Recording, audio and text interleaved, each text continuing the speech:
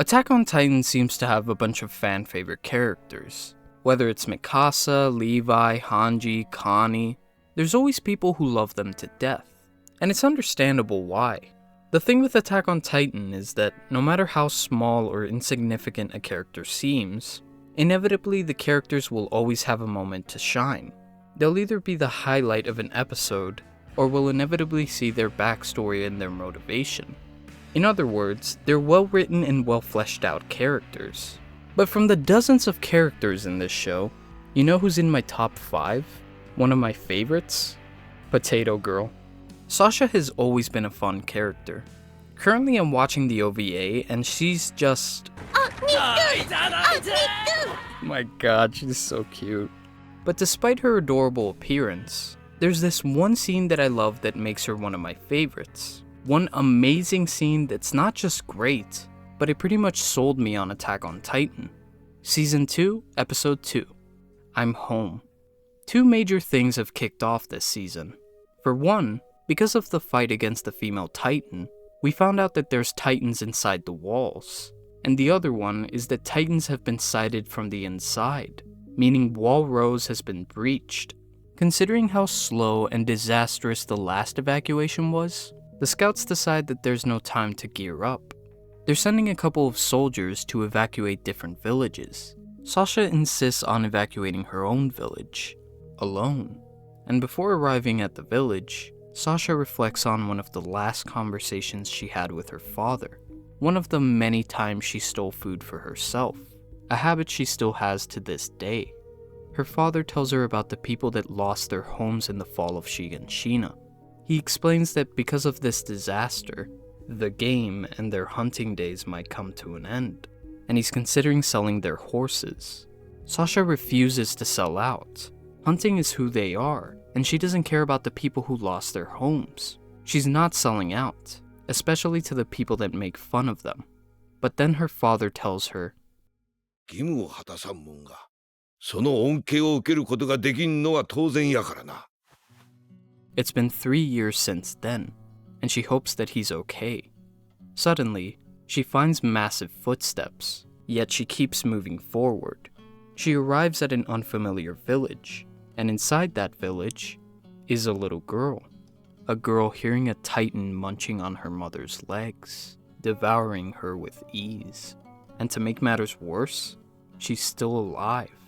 Sasha then pops out of nowhere and slashes the Titan's nape. The Titan's skin is thicker than it seems, so she slashes it a dozen times, but suddenly, she loses the axe's grip. She then sees the little girl, and before taking her, she apologizes to the mother.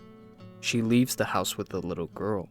While they flee, she tries to help soothe the girl from the situation, but her face is completely blank.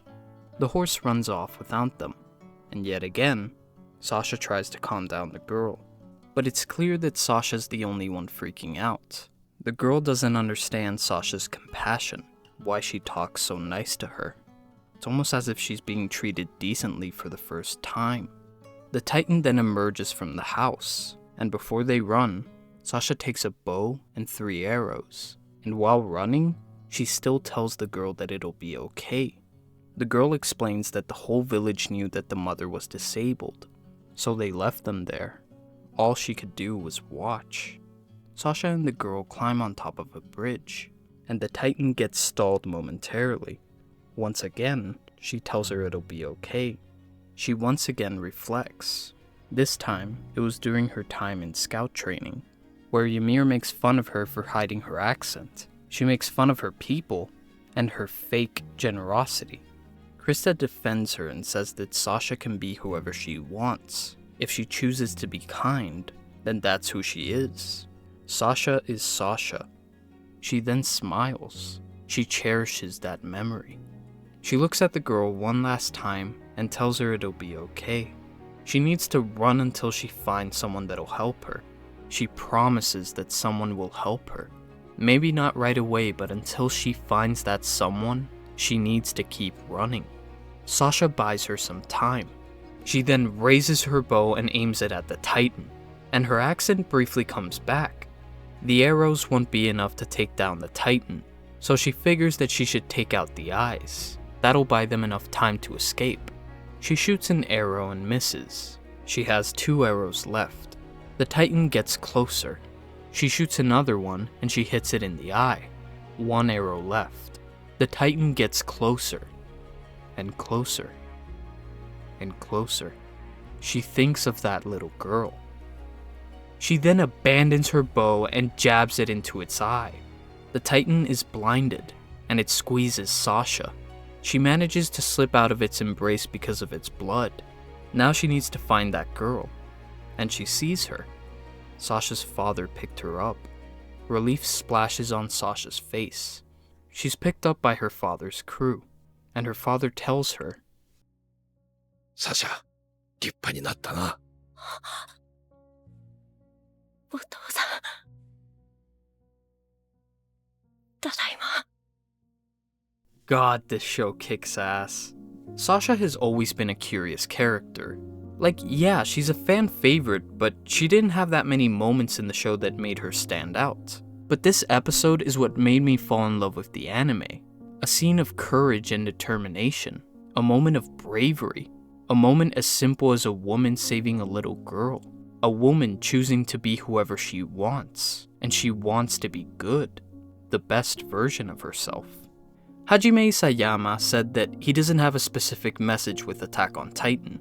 But I beg to differ. As a writer, I know that inevitably, no matter how shitty our stories can be, we'll always put a piece of ourselves in our work. We'll always have some sort of a message to give. The first time I saw the show, I couldn't stop thinking about the amount of gore and betrayal there was in the story. The amount of times humanity has been 1 step forward and 2 steps back. But the second time I watched it, I couldn't believe how many beautiful scenes I overlooked, how many stood out to me. Humanity has been set back before, but this time we're ready. The Titans have breached us before, but this time we have more to lose, therefore more to fight for. Eventually someone will save you and wrap a scarf around you. Eventually someone will stop at nothing to make sure you're okay. And in very strange cases, eventually, a potato girl will save you.